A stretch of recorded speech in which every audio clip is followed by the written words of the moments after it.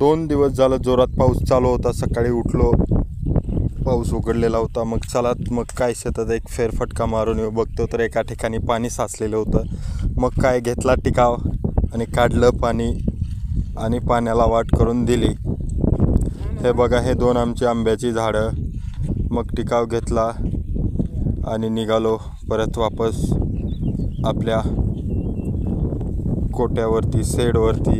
इथेच आपल्या बैलाचा कोटा आणि आपलं शेड आहे। मग ठेवला टिकाव, थोडंसं काम केलं, गाडीच्या दांड्या उभ्या केल्या। हे आपलं आंब्याचं झाड, हा आपला कुळव,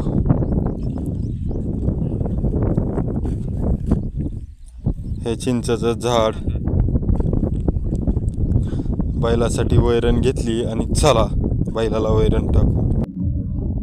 हे आपली 2 बैल जोडी, राजा आणि सर्जा।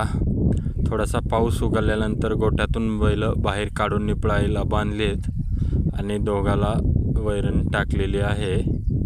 कशा आहेत आपली बैल जोडी बघू शकता तुम्ही।